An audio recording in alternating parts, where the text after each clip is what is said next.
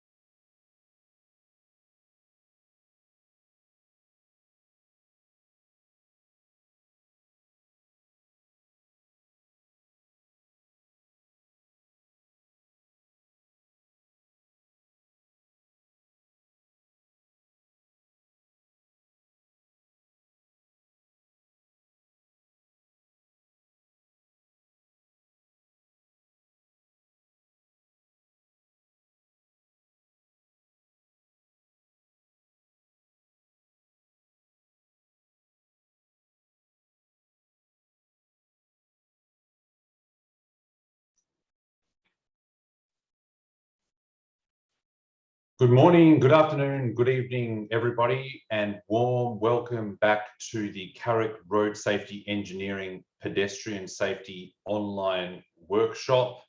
Great to have you back here with us for this second module of this series. My name is Blaise Murfitt and I'm your moderator here again for today's session and really delighted to be with you today. Just a reminder that this CAREC Road Safety Engineering Pedestrian Safety Online Workshop is being conducted under the framework of the CAREC program, and the workshop is sponsored by the Asian Development Bank's Knowledge and Support Technical Assistance, titled Enhancing Road Safety for Central Asia Regional Economic Cooperation Member Countries Phase 2.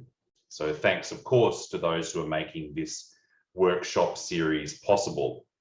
So we are really moving into much more of the technical detail, looking at pedestrian safety today, where we'll be looking at planning for safe pedestrian facilities with our lead facilitator, Phil Jordan from Road Safety International.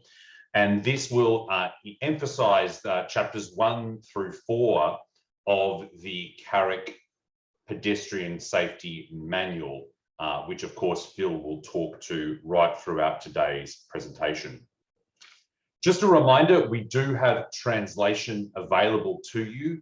Please just use the interpretation button at the bottom of the Zoom screen, and you can select Russian translation there if you require it. So please do that to ensure that you use that service. And again, a warm encouragement to use our chat or Q&A functions today to ask questions, make comments, provide us some examples of things in your country or your city that relate to Phil's presentation. We really do enjoy and value your contributions. And indeed, today we will also be answering a couple of the questions that were outstanding or left over from last time as well today. That said, if anything came to mind since Tuesday that you had wanted to ask about the first session, now is a great time to use that chat function and we will try and answer it. But of course, as we go through today's session, please do feel free to use the chat or the Q&A to ask as many questions or make comments as you would like, and I'll do my best to have Phil answer them today. And if not, we'll also allocate some time at the start of next session. Also, a reminder today that we will be providing details of the first homework assignment, which is a critical part of this workshop series. The last part of Phil's presentation, he'll give you all the details that you require for that. Don't worry, it's not something that's going to take too long or too difficult. Rather, it's an opportunity for you to see a way of looking at pedestrian safety in a practical way. So Phil will provide all of those details towards the end of today's session. So please do make sure that you look out for that. And he'll also provide details on how to submit that homework and also when it is due. So again, just a reminder, in case you missed it, we do have the interpretation function available. Please use the bottom of your screen, the interpretation button, and select Russian if you require it. And again, a warm welcome to use the chat or the Q&A buttons to type in any questions or comments or thoughts as we go through. There's no bad time to do it. Please just go ahead and write them in, and I'll try and raise them with Phil right throughout today's session. Okay, so with that, our short piece of housekeeping is done. Let me now welcome back to the video and microphone Phil Jordan from Road Safety International, who is leading today's session focusing on planning for safe pedestrian facilities. Phil, over to you. Thank you very much, Blaise, and good afternoon, good evening, good morning to everyone online around the world with this online workshop. It's great to have you all back with us, and I hope you're enjoying it. And if anyone has any questions that go back to Tuesday, put them into the chat box now and we'll try to pick them up in the opening couple of minutes. I've got two questions that I'm going to try to give an answer to just in a moment or two. But this session, as you can see, is the key steps in planning, designing and providing safe pedestrian infrastructure. Now, as I said on Tuesday, I'm talking to all of you, whether you are police, engineers, teachers, researchers. We are all technical people when it comes to this workshop. We are looking at the road and how we can make the road better, safer for pedestrians. We learned that pedestrians are a big part of the road toll in many, many CAREC countries, in all CAREC countries. And indeed, it's the case all around the world. In India, through Southeast Asia, even here today, as I'm preparing for another workshop that's popping up locally, and I looked at our figures here in Melbourne, Australia, I saw that this year, in the year to date, we're not quite halfway there, pedestrians have gone up by about 90% in terms of the number of pedestrians killed here in Victoria. It's not big numbers compared to the world, but it's a sad trend. Now, I think those of you that know me know that I've had a whole career with the Road Authority here in Victoria, a group called Vic Roads. And for the last 16, almost 17 years, I've been consulting. And I have been lucky enough to travel to many CAREC Central Asian countries. I was in the snow in Kazakhstan and I was in the heat in Turkmenistan, and all very fascinating. And so I've seen many parts of the world and I've learned a lot along the way, some good things, some not so good things. I'll start here again by thanking our interpreters, saying without them, we couldn't do the workshop. So thank you in advance, ladies. And I'll encourage, again, questions. I'll encourage all participants to enjoy the workshop. We are talking about a very serious topic. At the base of it, it is life and death. But there's no reason you can't enjoy the workshop. You can't have a bit of fun, ask some questions, enjoy the photographs or whatever comes along. And hopefully throughout the workshop, you will see just how engineers can save lives. So today we are dealing with planning for pedestrian safety. I'm going to just briefly introduce the term movement and place. We'll talk about three elements of what I call the pedestrian strategy, something that you might like to think of and help you in your decision making when it comes to the point of how best to help the pedestrians. Then we'll talk about the needs of the 4 high-risk groups of pedestrians. You probably know who 2 or 3 of those groups are. You may not know all of them. And at the end of the day, we have a road safety audit case study, your homework. It's your homework for you to do at your leisure, but in a relatively compressed time, because we want the homework sent before next Tuesday, end of next Tuesday, to give me a couple of days to mark it, assess it, and to give you some feedback Thursday of next week. So keep that in mind. We'll feed you all that you need to know at the end. And I will say that for those of you that have been to other workshops that I've presented, it is a case study we have used before, but this time we will focus totally on pedestrian safety matters in this big road duplication project. Okay, so remember, pedestrians, they are the focus of this online workshop. They are and should be the focus of many parts of your work, your daily work as engineers, your work as police officers, whether you're doing road safety audits of designs, or whether you are investigating hazardous locations. These are an important and very big and very vulnerable road user. And with careful planning and with the right resources, you can improve pedestrian safety, and coupled with that, urban environments right across CAREC.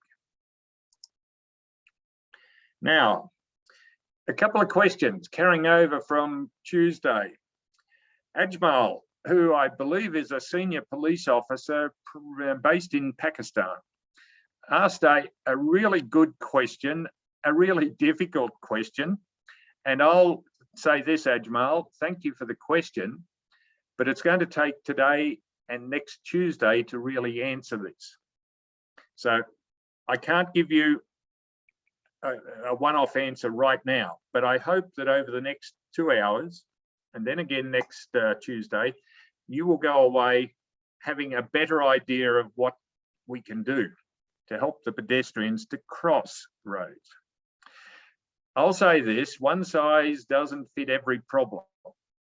It depends on whether you are talking about rural or urban, whether the road is divided or not, whether the traffic speeds are high and the traffic volumes are high or low or whatever.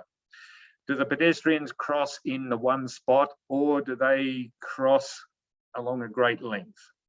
So all I can say is stay tuned. The answer does take time. And just to let you in on a little secret, I have been working with ADB in a few Pakistani provinces.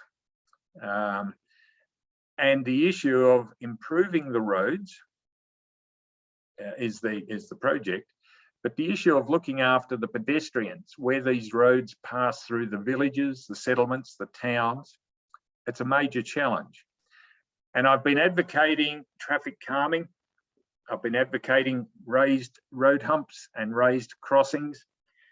And this, if it continues down the path, I hope it does, you might start to see some of these treatments in your country. Fingers crossed.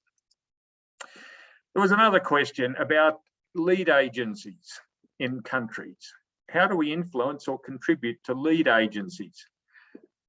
And I wish I had an answer to that one, full stop. And Blaise gave a very insightful little interjection on Tuesday, and he said a lady by the name of Samantha Cofield, who is a very senior person in our Transport Accident Commission here in Australia, and who has taken a lead role internationally. She's got an excellent presentation which you can download if you can get hold of that, that particular site. And I believe Blaise might be putting it into the chat box now. And Blaise, you're welcome to say anything you wish about this. Thanks, Phil. Yeah, no, it's a very important point. And I think in particular, when it comes to engineers, there can be sometimes, perhaps in some countries, a disconnect there between lead agencies that might be more political appointees, perhaps, or coming from other ministries or agencies. And so where there is opportunity for engineers to influence is important. So I certainly do recommend people look at that presentation from Sam from the Victorian context. There's a lot of detail there about how lead agencies can incorporate different expertise areas from different ministries in country, but also the role of reference groups to those to those bodies, and where there might be reference groups that look at a particular issue, which is cross-cutting between different parts of the safe system, and then provide insight and strategy up to that lead agency. And I could give it, examples could be, for instance, reference groups that might look at children and child road safety. It could indeed look at pedestrians as an entire issue.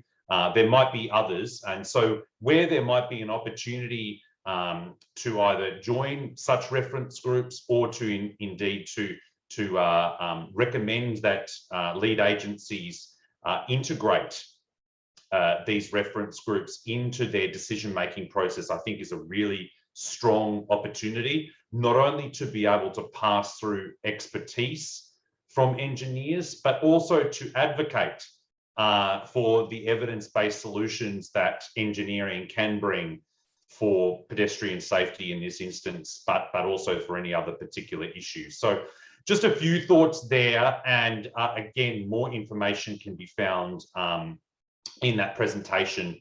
And in fact, that entire module focuses on the area of road safety management. So there's also quite relevant presentations from TRL, an example case study from Mongolia as well. So quite a bit of content there. Just while we're here, Phil, there was a question came in from Maksat asking about whether things utilized in this or brought up in this training can be used then to inform their work, and particularly looking at implementing public awareness campaigns on road safety. So what I would say, and I'll let you also speak to this, Phil, certainly I think that anything that you can derive from the information and the intel that's brought forward here that helps to inform direct programs in your country is exactly what we are trying to achieve. So I think that that's very relevant. I would also mention that there are, again, some ADB training materials focusing specifically on public awareness campaigns and the role that they have both as supporting behavioural interventions, but also engineering and infrastructural interventions. So whilst I pass that back now to Phil, I'll also source that link and put it into the chat for everyone to see as well. Okay, Phil, back to you. Thank you, Blaise. And Shiva also made a comment in the chat box. He's looking forward to counting Wally the Wombats. Well, I'm afraid I'm going to disappoint you, Shiva. There's no Wally the Wombats in this presentation, but if I sense a groundswell of support, if we can get a few people to vote for Wally the Wombat, we'll include him in the coming workshop modules. So if others like Wally the Wombat, let me know. Now, here we are technical people, we are engineers, etc. We are responsible for safe roads. Some road users' needs of them compete with other road users' needs, if I can put it that way. The use of motor vehicles conflicts with the pedestrian as they walk in some situations.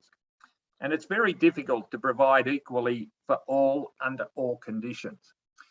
There are often big trade-offs between pedestrians and vehicles.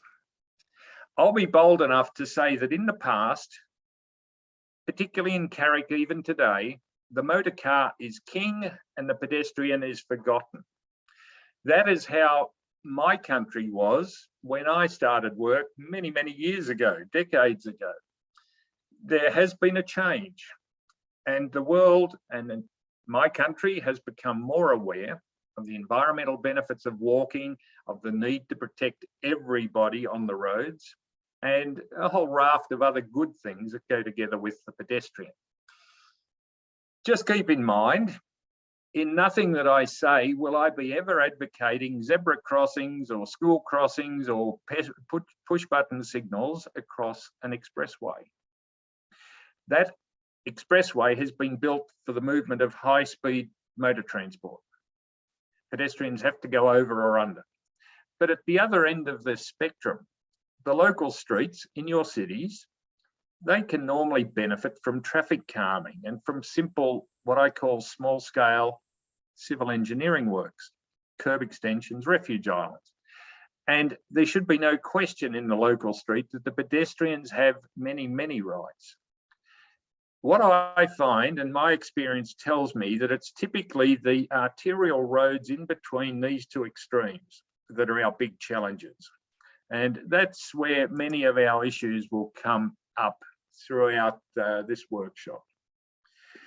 The collector roads, or sometimes called subarterial roads, they will benefit from civil works. And I'll show you examples of those civil works as we go. And a zebra crossing, which is arguably the most common type of crossing right across CAREC, it might be suitable for some locations, whilst push button signals will be better suited in others. And there are some locations where zebra crossings simply should not be used.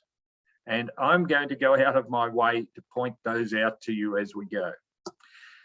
So it's these arterial roads where volumes of traffic are high, speeds can be high, and therefore you have small gaps between vehicles.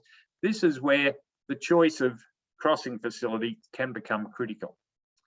Now, I know this slide is in English, and I don't know the proportion of English versus Russian speakers out there, but I'll talk a little bit about this in English, and then I'll flip to the next one, which is cut and pasted in Russian, if that's okay. This is the hierarchy for thinking about solutions. It is figure 2 out of the CAREC Pedestrian Safety Manual. So feel free, if you have the manual, open it up in whichever language you prefer and have a look at figure 2.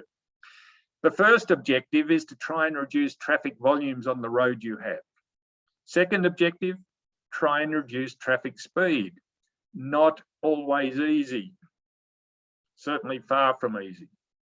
The next option is to reallocate space on that road to pedestrians, i.e. give them some refuge islands, widen the footpaths. Again, there is a feeling you are taking away from the motor traffic, but that is part of the objective. I'll skip to the Russian version now.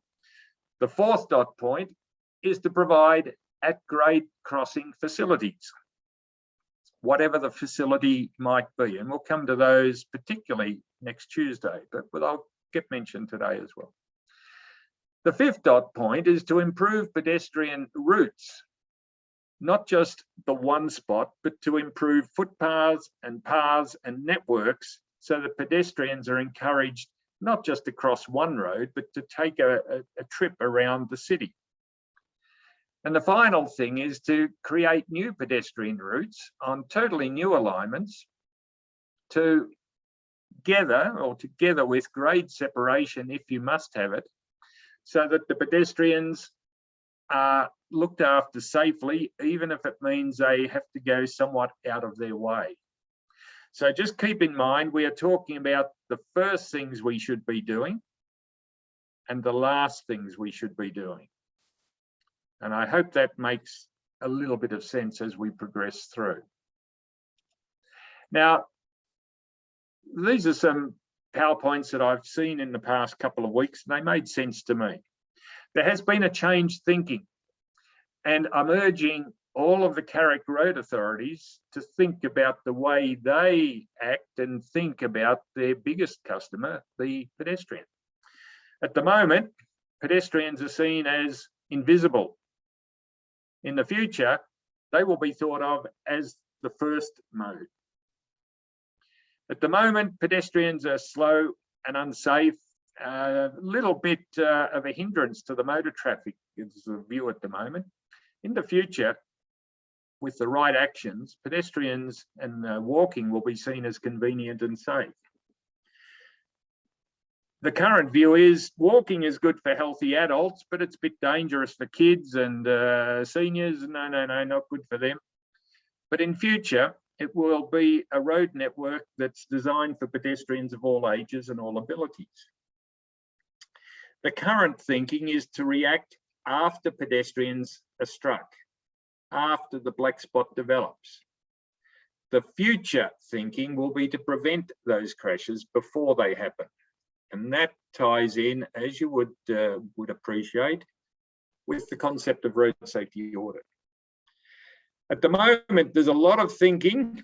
Please tell me I'm wrong, but I believe this is the case. Pedestrians hold up cars. Therefore, we've got to do something to block pedestrians, keep them behind fences or take them somewhere else.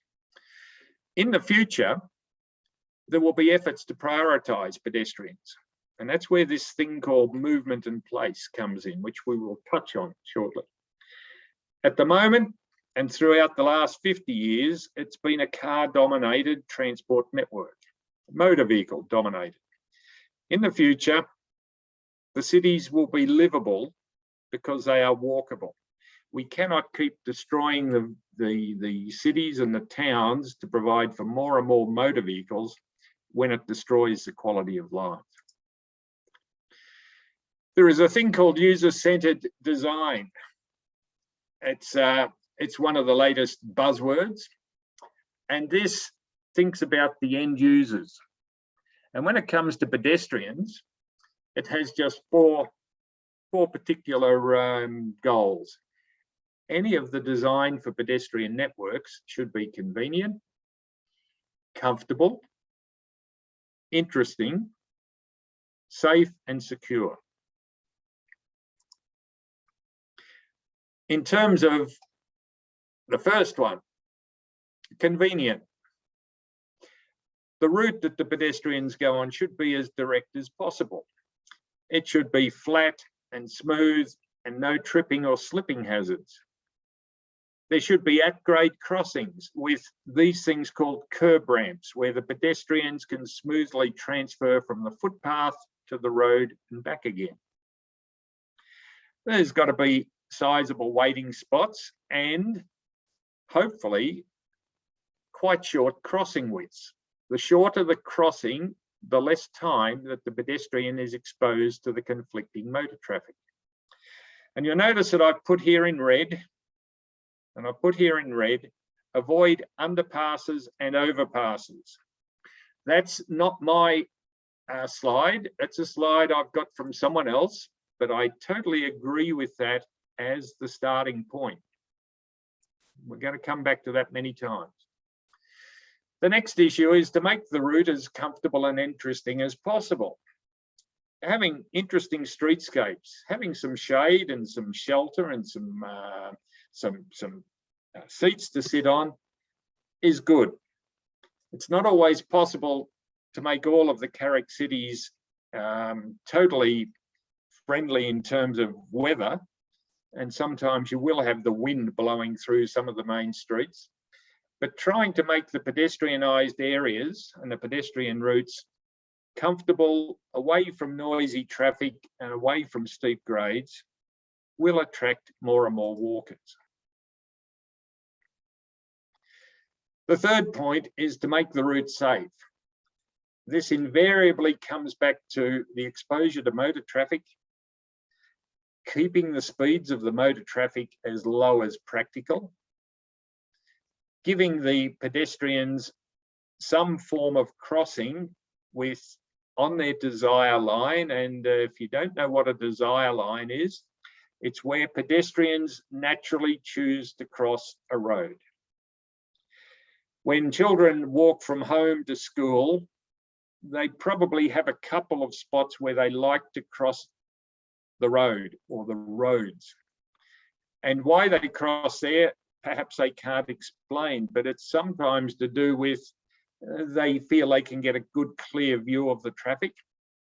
Sometimes that's where mum and dad told them to cross.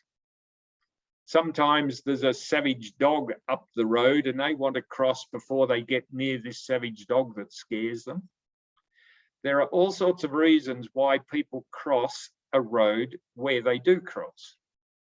And if you have a school, a hospital, a mosque, a market, there is typically a desire line associated with that facility, and that's where good engineers think about placing a crossing, whatever type of crossing it should be. They might think of putting in tactile ground surface indicators to help the visually impaired pedestrians, and they will certainly consider tactile push buttons for the pedestrians to activate the signals. And the last point out of these is the security. Women and seniors and young children in particular, although young children are rarely moving around on their own, but this photograph sums it up. This young lady has just stepped off public transport. She wants to know that she is safe to get to her home or to her workplace. And for that, we should try and design a network that doesn't have blind corners, a network that's well lit for nighttime. If you have fencing, that it's not going to create these blind corners and sight restrictions. And again, this magic couple of words, avoid underpasses and overpasses. Because whether we as engineers like these devices or not, they are not liked by our customers. Phil, just a question here from Laurent, actually, which relates exactly to the point you just made. Right. He said that he's seen infrastructure built by engineers with good intentions, especially overpass or underpass for pedestrians. However, in some points, pedestrians don't even use it when they cross the roads. In this context, what would you recommend? Is there something wrong with the engineer's design or pedestrian behaviour? I'll be very brief because I'm going to address this about half a dozen times in the workshop. Thank you, Laurent, and welcome back from Tanzania onto the workshop. Too many times, this philosophy that engineers feel that pedestrians have to be kept away from traffic, we've got to do everything we can to keep the traffic moving, or we can't even put signals in, we'll just send the pedestrians up and over. Now, it doesn't work because pedestrians don't like going out of their way. To walk up 35 or 6 steps in the blazing sun, walk across carrying a bag of fruit and vegetables from the market and go home is a tough ask. So I would ask all engineers out there to seriously think of what they really do provide for their customers. By the time you spend $100,000 for a steel pedestrian bridge and then no one uses it, engineers are tempted to put up fencing. either on the footpath or the median, to stop pedestrians and to force them. But what about the disabled? And what about where there are openings in the median for U-turns or for intersections? People will walk through those. I would suggest you become part of an ongoing, never-ending cycle of spiraling into nothingness. You constantly spend money and make it worse for the pedestrians. If we go back and think of how we best provide for the pedestrians, put yourself into their shoes, ask yourself, how would you like to cross this road if you and your family were shopping at the market? You would probably come up with push-button signals, probably. Shortest distance, your own time to cross. They rely on driver compliance, that's another issue. But these are the options to think about before you go down that path. Thanks, Laurent. I'll keep mentioning this as we go. I won't spend much time on this. This simply shows that there is all sorts of philosophies at the moment. In the Western world, we are trying to reduce emissions. We are trying to keep people fitter and healthier for longer. Walkable neighbourhoods, tick the box, tick both boxes. Better health and well-being, they can halve costs for the transports of households. Certainly the world is undergoing big change when it comes to the economies at the moment. Inflation is creating all sorts of problems. So everything you see in that slide makes sense at this point in time, if at no others. And livability of a city is important. We live in cities for various reasons. It's where our work is, it's where the education is for our children, it's where the health services are, it's where the interesting shops and cinemas and theatres are. These places have to be livable, and that all comes about through having, if you like, walkable neighbourhoods. And the priorities in this, and I'm talking at the highest level here, we get down to specifics soon. The 5 priorities are to provide crossings, to make sure we manage safe speeds, to give priority routes in certain parts of the city for pedestrians, to follow the safe system. And that gets mentioned here in the same way that David Shelton mentioned the safe system on Tuesday. And finally, the 5th dot point is transport guidance. There is a need to guide better and to incorporate public transport, parking and pedestrian routes all together. So all of that is good from a planning point of view. In the olden days, there was a traditional approach, a traffic-orientated approach to planning, and that was, whatever we do, we've got to keep the motor vehicles moving because they are expensive. The people who own them are important people. It's costing money to have a car, so we daren't stop them. People who are walking are not so important, they can wait.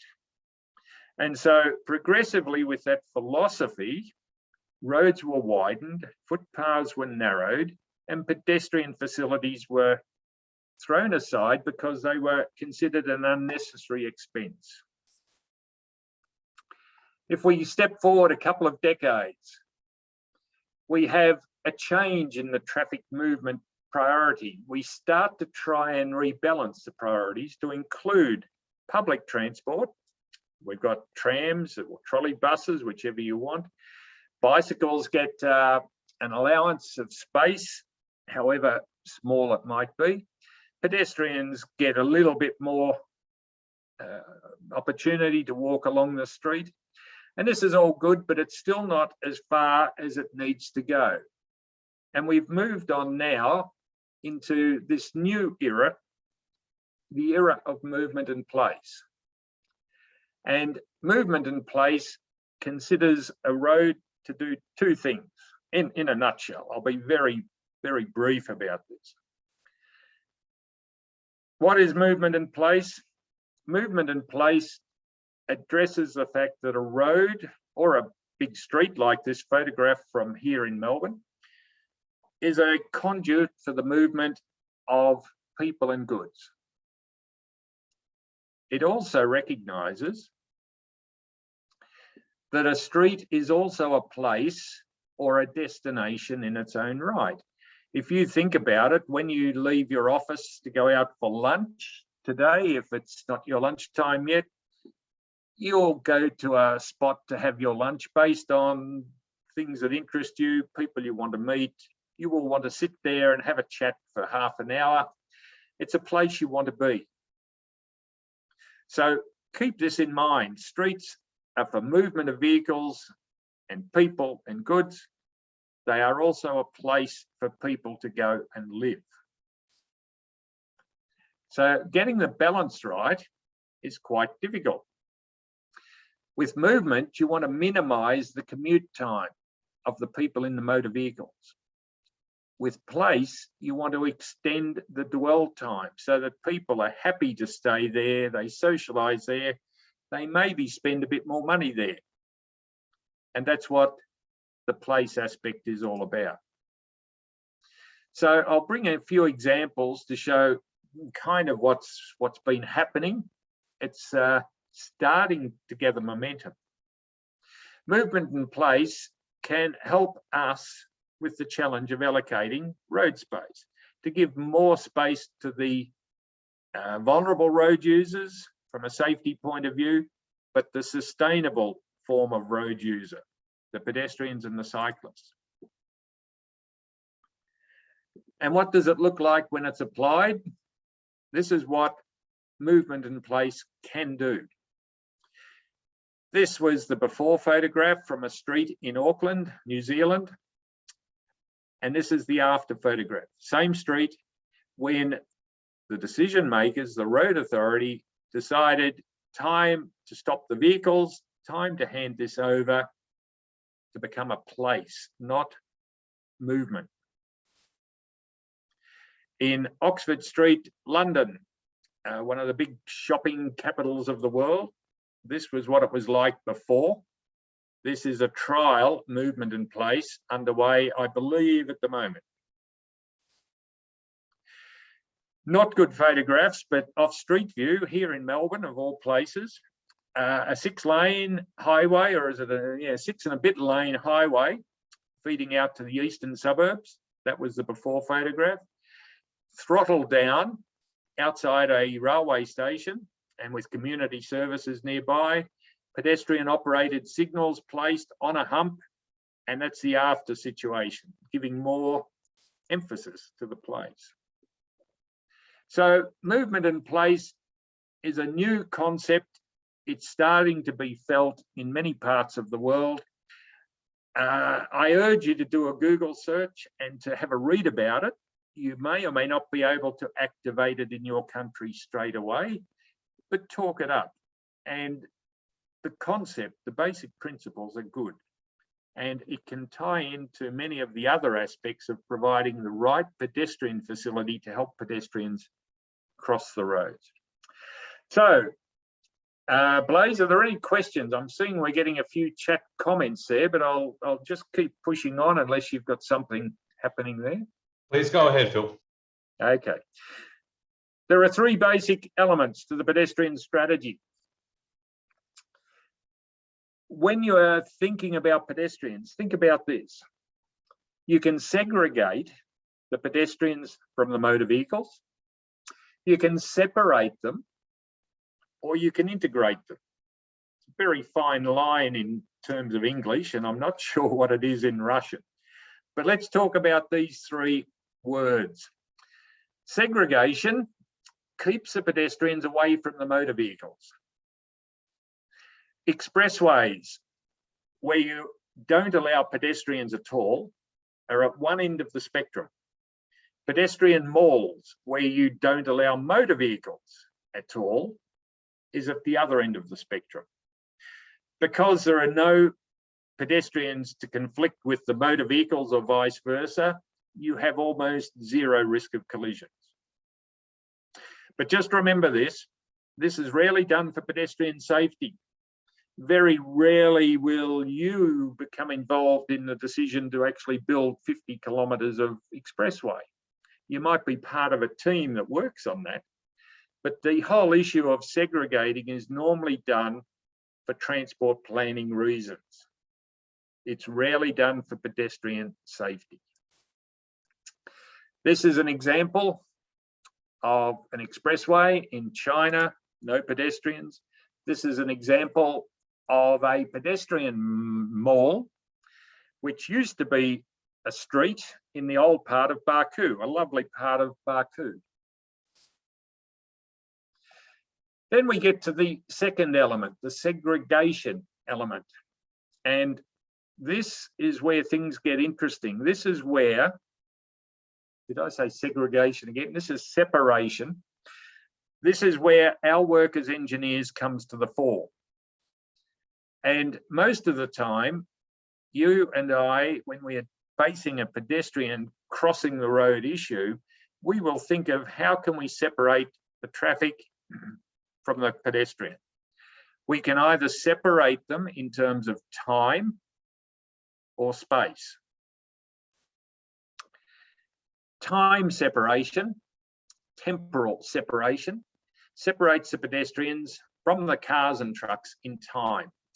For instance, a set of pedestrian operated signals where the pedestrian pushes the button, waits for the walk to come up and then crosses, that gives the pedestrians their own time to cross the road. And they cross when the signals show red to the drivers. These devices are wonderful, but they do rely on driver compliance and pedestrian understanding. A big steel barrier does not come down in front of the motor cars to protect the pedestrians.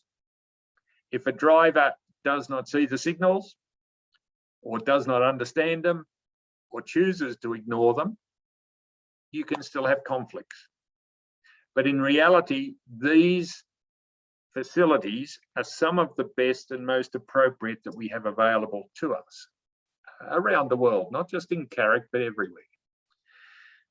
These are some pedestrian operated signals here in Melbourne. They lead to time separation. These are an active form of time separation, and I'll just highlight the word active, and I'm assuming that's it there, because in these cases, the drivers only have to see the red signal. They don't have to know there's one pedestrian or 50 pedestrians. They see the signal and they have to follow the road rules and stop. It's different to the zebra crossings, which we will come to soon. These things in my country of Australia reduce pedestrian crashes by nearly 40% compared to nothing. This is a part-time crossing, which is outside the school where my 4 boys used to attend. And it is a humped school crossing, very low cost and very well respected. I've got some blinking Wi-Fi here. I hope I'm still clear there, Blaze. And all fine for now, Phil. I'll let you know if it gets sketchy. Okay, I'll keep pushing on. I'm showing this example for CAREC member countries to think about devices where you may have a need for a low-cost device to help particularly children get to and from school for a total of about 10 hours per week. Now, you don't need the crossing to be there for 168 hours every week, but a few hours here, a few hours there. This is very low cost, it's very well respected. You may or may not have an adult supervisor. It's an idea. It is only a crossing when there are flags installed.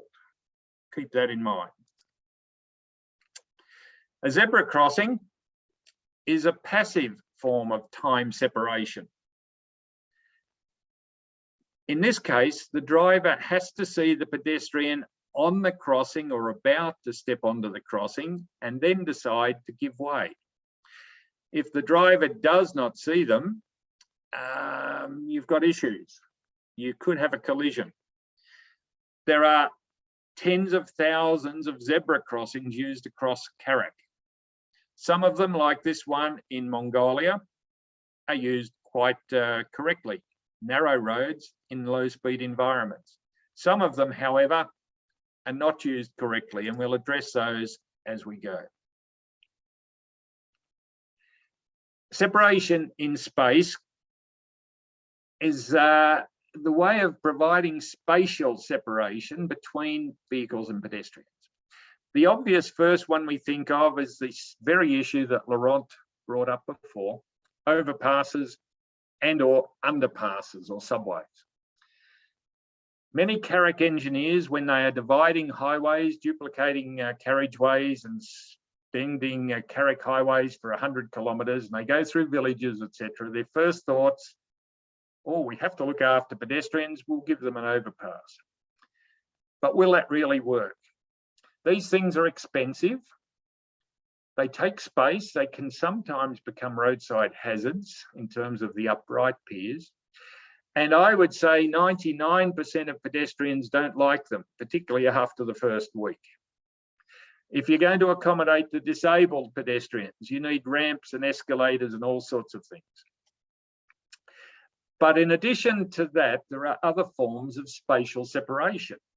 Curb extensions, footpaths, medians, pedestrian refuges. These things are really small-scale civil works. They are good, they are cheap, they are low maintenance, they work. Keep those in mind. Now, there are many overpasses in CAREC countries. This one is, I think, Almaty, and if I look at it correctly, it looks like there is some sort of an elevator there to get disabled people up. I don't see any shelter if it's snowing or if it's 40 degrees. I don't see anything to stop a child dropping something down onto the traffic below. But at least I think the people in a wheelchair are assisted and the seniors are assisted. This one is Uzbekistan. This was a big grand structure. Escalators, if they are maintained, are welcome by some people. They're no good for wheelchair users, but overpasses are there. They do have a place, but it's knowing where to use them, how best to design them, that this whole issue comes to the fore. This one is in Shanghai. I think you'll see some examples of this later on. This is one enormous circulating elevated pedestrian footpath, and people access it with escalators and with lifts. But this is an extreme case in the centre of one of the world's biggest cities. Grade separation includes subways, underpasses, like this very beautifully built subway in Baku. But again, it doesn't look as though there's great facilities that I can see for the disabled. And this one, and the reason I probably am more against underpasses than I am overpasses, is the fact that women in particular don't like going down where they can't see through what lies ahead. This example from Dubai is an example where you can't be sure who is in the subway.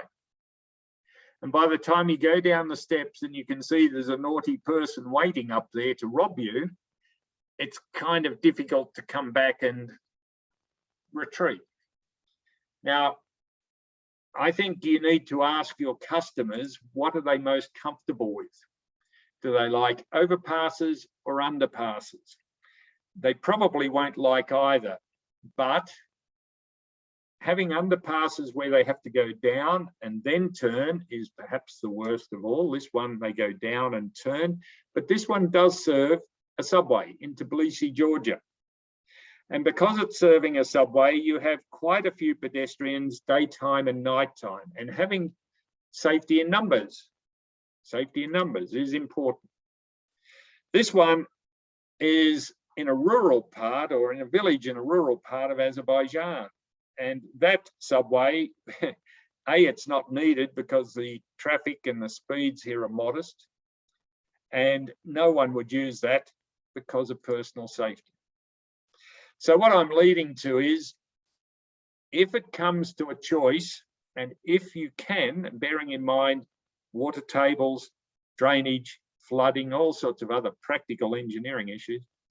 If you're giving them a subway, try and help the pedestrians to see through the subway so they know that it's clear, they feel safe.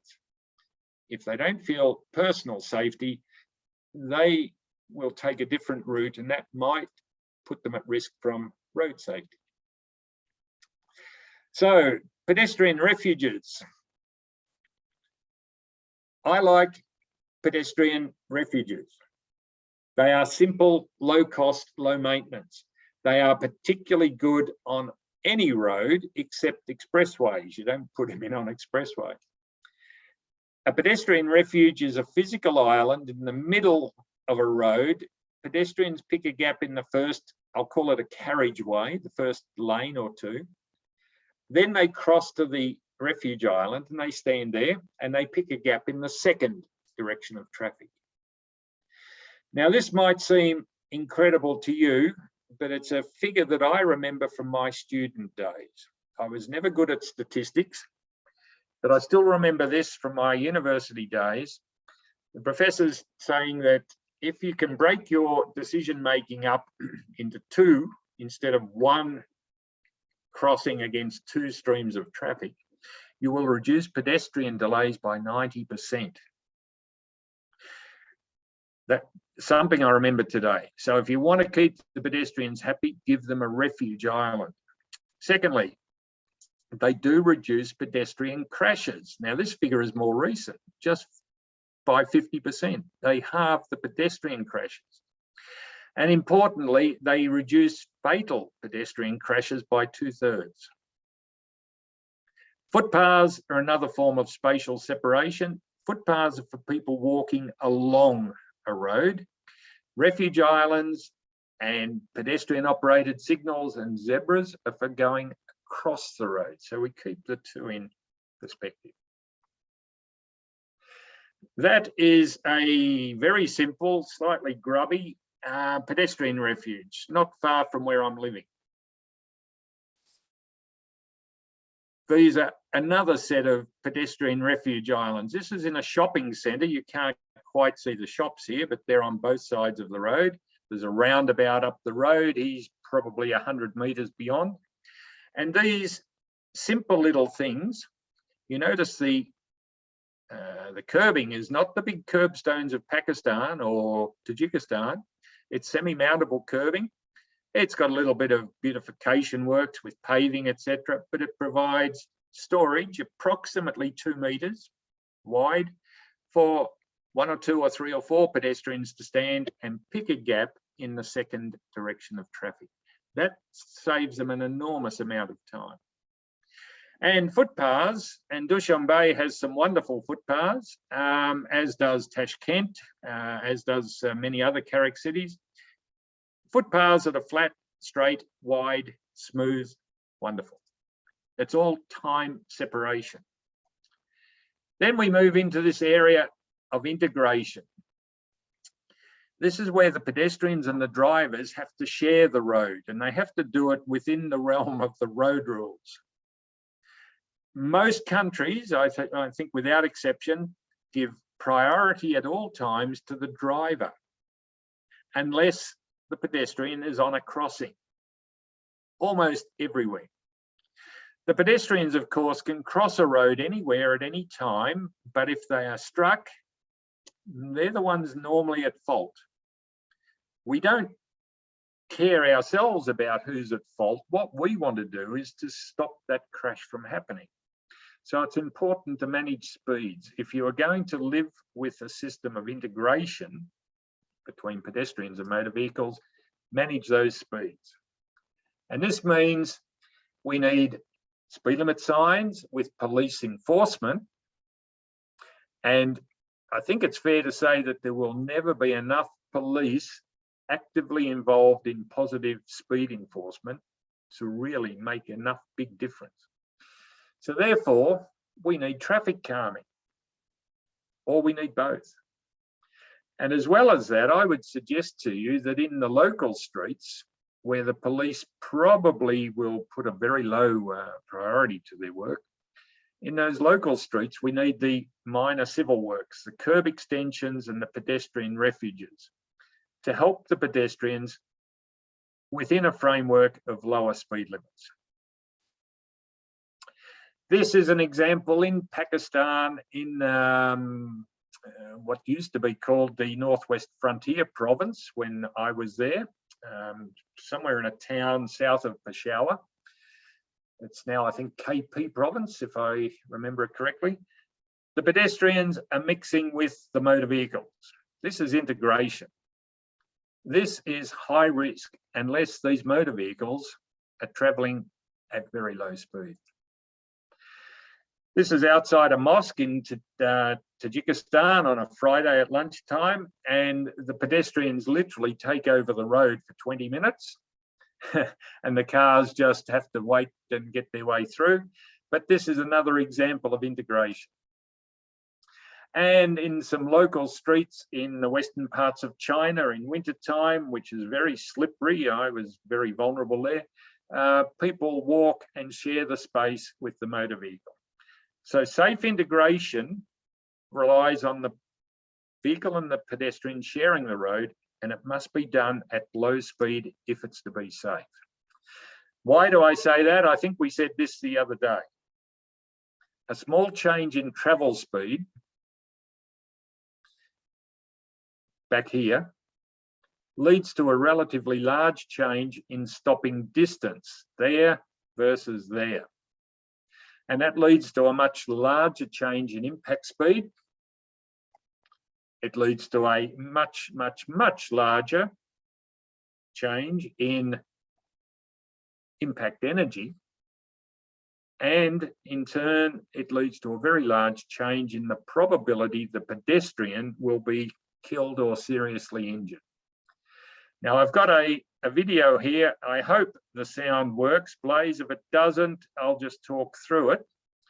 This is one of the world's leading experts of road safety from a few years ago, Dr. Ian Johnson, talking about what a difference 5 kilometres in the operating speed of a vehicle is before the collision.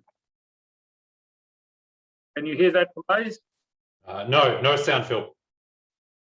Okay, he's saying that this car is travelling at 60, the second car is at 65. Suddenly they see an emergency ahead. They react, they brake. Things start to get interesting, he says. The first vehicle,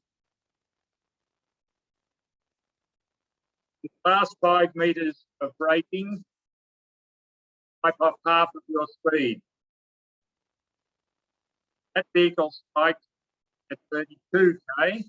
This one strikes 5k.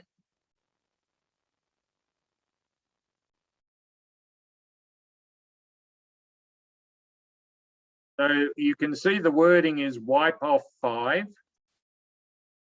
And I'm sorry if you could not hear that, but that's simply, what's the word, reinforcing that slide before, that if you are going 5 kilometres per hour faster at the time some incident pops up, whether it's a truck in your path, whether it's a pedestrian, whether it's like the tragedy we had in Melbourne a little over a week ago where a 4-year-old boy ran out from between parked cars and was struck and killed. Whatever the emergency is, 5 kilometres per hour difference beforehand leads to a 27 kilometre per hour difference, all else being equal, at the point of impact. So keep that in mind. Speeds are crucial. And coming to grips with speed management right across CAREC should be one of your top road safety objectives. Should be. David showed this slide the other day. I won't spend much time on it, except after you have impact speeds much above 30, the chance of this pedestrian becoming a fatality, it rises. So even a modest speed of 50 kilometres per hour, if they strike at that speed, you've got a better than 80% chance of dying. And that's just terrible. Phil, sorry, just have a question here from one of our participants, Idana, who's actually raised their hand. So I'm going to see if Idana might like to unmute the microphone and go ahead and ask a question. Idana, please.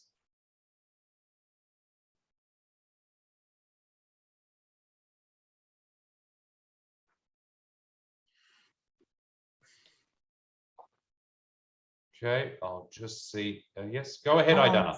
Hi. Yes, sorry. I think I just by mistake. Sorry. Oh, okay, no problem, no problem. Sorry, Phil, go ahead. Okay, I'll give you another chance, Idana. You think of some other question and come in later. Yes, I just want to greet Philip and just say hello to you from hot Bishkek. From Bishkek, okay. One of my favorite spots, but it was very cold. No, it wasn't very cold. It was very cold when I had the workshop there, and it was quite warm when I was doing some other audit work there. Good to hear from you, Idana. Yes, happy to hear, and hope to see you here in Bishkek. Please come for the offline trainings. Well, fingers crossed. Inshallah. Thank you.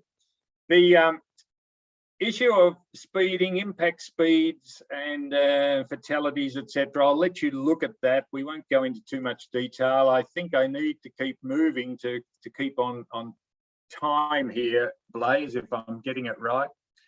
This has got lots of information in it, but I'll summarize it. I think you can all understand the figures. As speeds go up, crashes happen at higher speeds, and they tend to be more forceful. In other words, more energy is transferred. As a driver travels faster, they have a narrower field of vision. They are focusing much further up the road because they know they are going to take longer to brake, and they don't see something that might run out from the footpath. They travel further whilst they are reacting, because when a vehicle is traveling, it's traveling at a speed which we talk about in kilometers per hour, and we accept that. People say, oh, I was doing 100 kilometers per hour.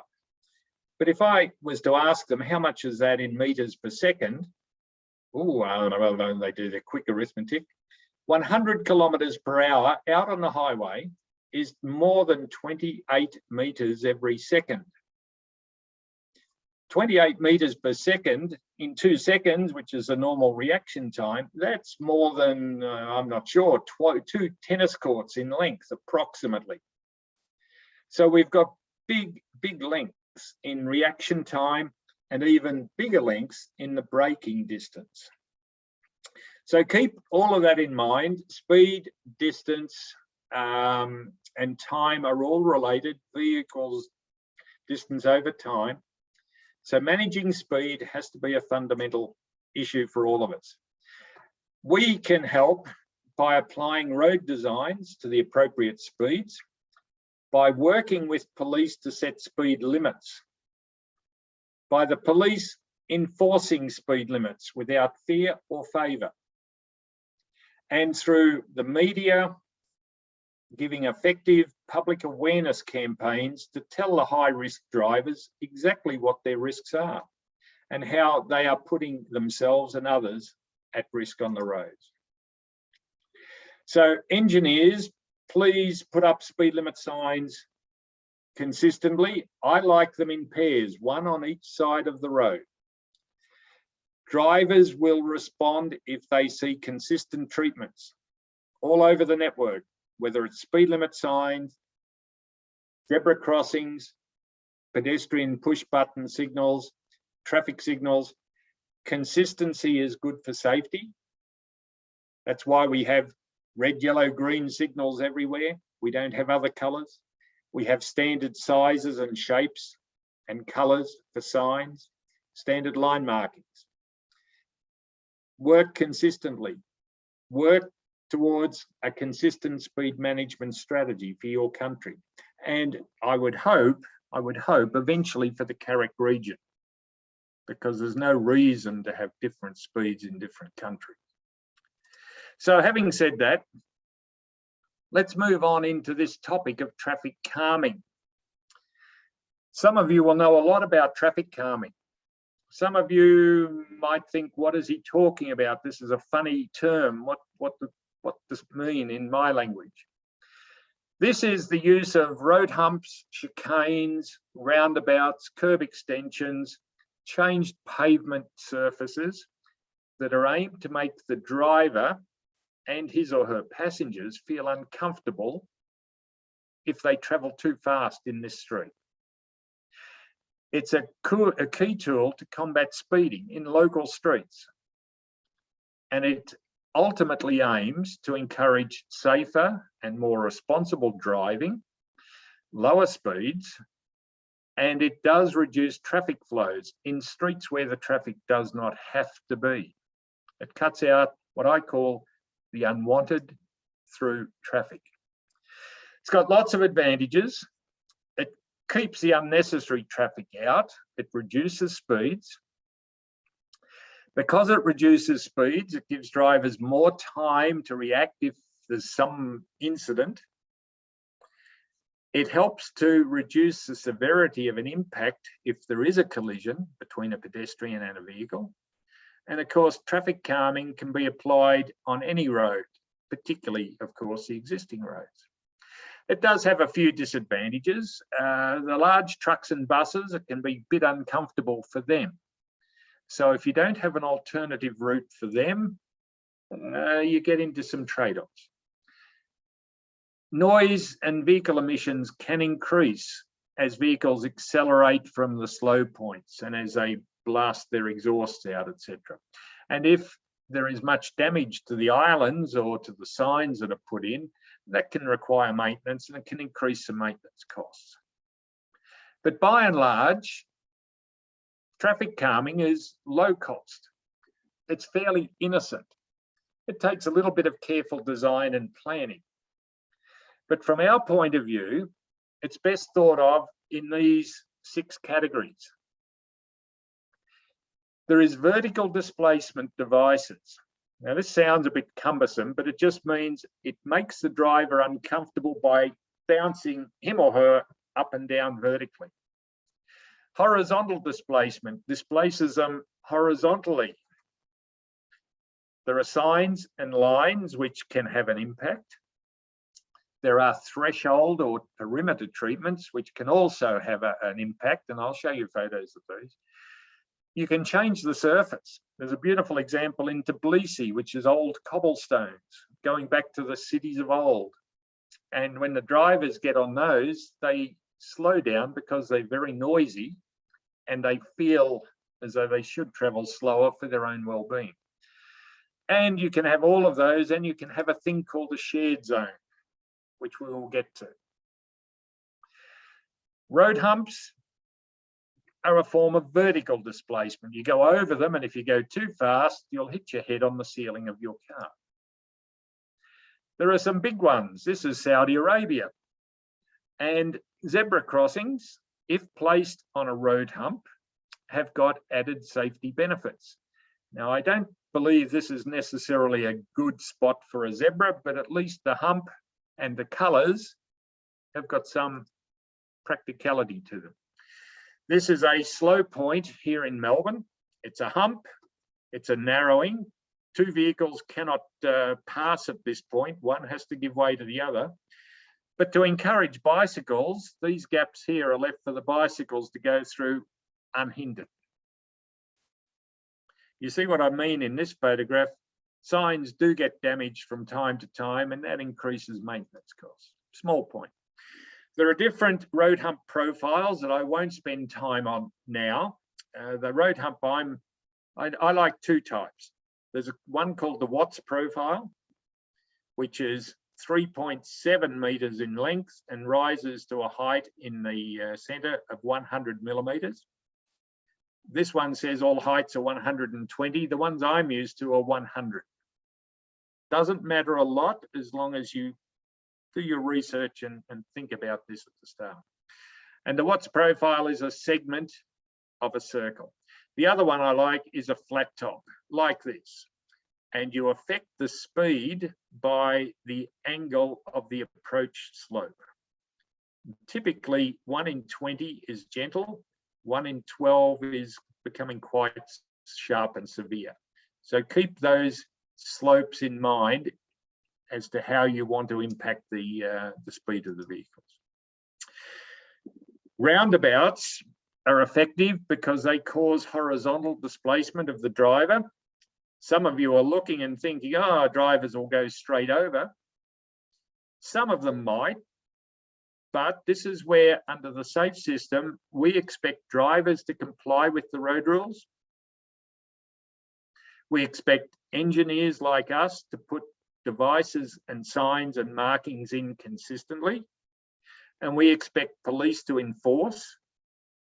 And we have this general awareness that we know from our history here that the roundabouts like this work. Roundabouts can be more physical, but it's the same objective. They slow the traffic, they reduce impact speeds and impact severity. Roundabouts in Victoria, Australia, reduce casualty crashes at intersections by an average of 80%, 80. Chicanes cause the same sort of change in horizontal displacement, and they will make the driver slow down. The reason I'm not such a supporter of horizontal displacement is you need to provide enough width between the curb and the island to allow the garbage truck to come through once a week. That means that a small car like this can easily zip through. He's a bit narrower than the garbage truck. And so for that reason, horizontal displacement devices are not as effective at reducing speeds as vertical displacement. It's not a big deal, but it's something to put into the mix when you are designing it. You can continue footpaths through intersections, and you can throttle down the intersections or the side roads and have these narrowings. In shopping streets, you remember I spoke about movement and place. This is one of the eastern suburbs' most prestigious shopping streets here in Melbourne, and the footpaths have all been lifted up so they continue straight across, and the traffic goes up and over a hump. As you can see in this diagram, pretty much same as this. So this is what we call a threshold treatment. The concept is very simple, but what it does do, it gives the pedestrians a simple, smooth footpath that gives them some sort of priority over the motor vehicles, even though the road rules themselves have not changed. Changing the surface treatment has an important visual and sound effect. Saudi Arabia, Jeddah, curb extensions, they define the parking, they help pedestrians to see and be seen. And this is the example in beautiful Tbilisi, where a vehicle travelling on the cobblestones will travel much slower than it would if this was good, firm, hard asphalt. Now, you can have a thing called a shared zone. This is a change to the road rules. This is the one part of the road here in Victoria where pedestrians have priority over a motor vehicle. I'm showing you this to think about for your country. If you're prepared to change the road rules in a small way, on a small street where you change the rules, you put a sign up, this says drivers must stay below 20 kilometres per hour. Pedestrians have priority over the motor vehicle. Motor vehicles can only park where there is a designated parking spot. Elsewhere on the roads, pedestrians don't have any right of way over the cars or trucks, and the cars can park anywhere except if there are restrictions. So this turns the road rules on their head. And it's a space that's shared by the vehicles and the pedestrians pretty much as equals. You can have 10 kilometres an hour or 20. doesn't matter. But I'm throwing it in for you to consider. And I'm sure you've got small back streets in Tashkent, small back streets in Bishkek, for instance, where you might want to give more emphasis to both the comfort, convenience and safety of your walking customers than your motorised customers. This is one of our streets in the heart of Melbourne. This is right in the middle of Melbourne. You can't get any more central. And progressively over time, curb extensions were built. You can see there's still a zebra marking here. That was a very short zebra, which is good. There are ramps, that's good. But eventually they said, people are still conflicting with the pedestrians. We better slow them down. We'll put humps in. And finally, during the depths of our pandemic, about 1 year ago, the council said, we will make this a shared zone. So the pedestrians don't need a zebra crossing because the pedestrians have right of way and the traffic must stay below 20. Phil, So what I might do is invite our participants. We've talked a lot about shared zones there. It'd be great to hear of any examples that people might have from their countries where there are shared zones and where they might be placed, whether it might be shopping areas or near markets or church or mosque or schools. So what I might do is invite participants to put into the chat where they have any shared zones or something similar in their country and where they might be placed. I'll put that into the chat as well. I'll let you continue, Phil, but whilst you are continuing, I'll invite participants to type into the chat any examples of shared zones in their cities and where those might be placed. As I said, are they near schools or shopping or church or mosque or other areas? So please go ahead, Phil, but I'll put that question in the chat and I'll let you know if we have any examples from the different countries we have here in the course. Back to you. Thanks, Blaise. Good question. I hope you get lots of people saying, yeah, we've got something like that. I'm putting up a few of these ideas, which may be unique to my city, to my country, my state here, but I'm putting them up for you to think about as the future decision makers in your country. Your future decision makers in terms of road transport, the road agency, the police. If you can see some good ideas from anywhere else in the world, go and take them and put them to use. Just make sure you comply with the road rules of your country. And that might mean you have to change the road rules. That's okay. In terms of traffic calming, very quickly, gateway treatments, which say, welcome to our village, but please travel slowly. Big signs giving several messages are very important. In one of the smallest countries tucked away out in the Pacific Ocean, Kiribati, they have traffic calmed their one and only road running the whole length of the South Tarawa Atoll with a gateway and a road hump. The gateway is in English and the local language. Signs are very clear. Welcome to our village. Just how quick are you really travelling? It's also possible to use different line marking to create visual impacts, and I won't spend much time on this, except as drivers travel across these, they sometimes get a visual impression they are travelling faster than they are, and they will therefore slow down more than otherwise. Here, these are called dragon's teeth. They're in England. A person travelling in here will probably slow down a bit more than they otherwise would, and they'll see the gateway sign and they'll be threatened with a speed camera if you're lucky enough to have good electronic enforcement. So just wrapping all of that up, stressing for the final time, speed is important. Traffic calming is a way of inducing or creating permanent speed enforcement. And the three big categories, segregating, separation in time or space, and integration. So all of that's what we've covered so far. Keep the questions coming in. I'll keep moving quickly so that we finish as close to time as we can. The manual that I hope you all have by now, and if you don't have it, please go to the ADB website and download the manual in the language of your choice: English, Mongolian, Chinese, and Russian. I'm waiting for the Australian edition to come out, by the way.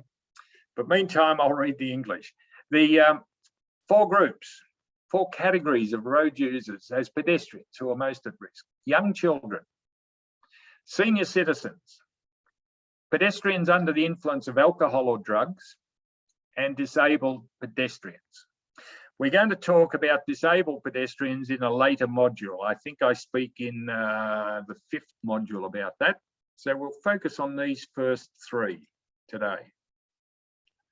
Now, probably not many of us online here at the moment are children still, but it's a fair bet we were once upon a time all children.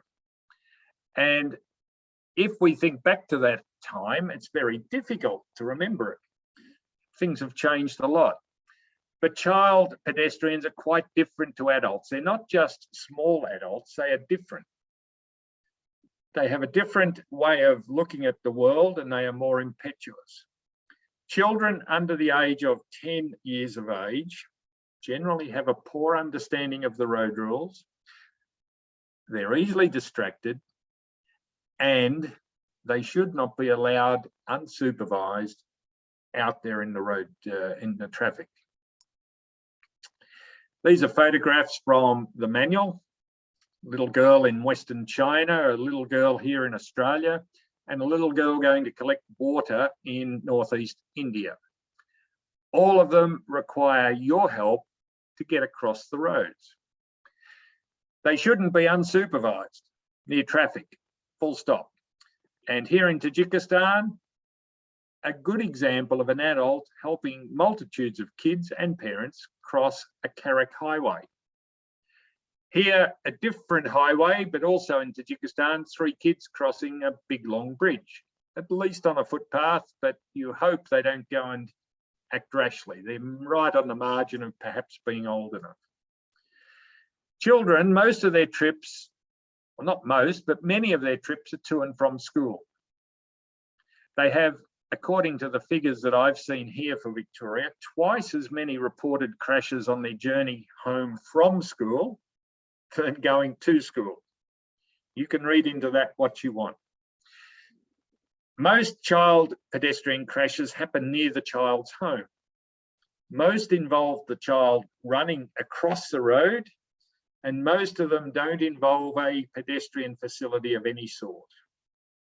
So this makes the job pretty hard to try and reduce these. Collectively, what we have to do as a road authority is to take an area-wide view of pedestrian safety affecting children. Try to calm the traffic in the local streets. Calming the traffic, lower speeds, better for safety, better for everybody. And try to introduce small-scale civil works, such as the curb extensions, such as this wonderful pedestrian refuge here, which helps to reduce the risk for everybody.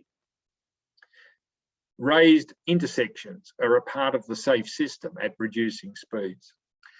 Now, I've put this slide in, it's in both Russian and English, and I'll do the same as I did before. Young child pedestrians are shorter, therefore they have trouble seeing over the tops of parked cars, etc. So our job as engineers is to open up sight lines, and we can do that best by giving curb extensions. This term curb extensions, however you wish to spell it in English, whether it's the American or the English spelling, curb extensions are wonderful devices. They help the pedestrian to see and be seen.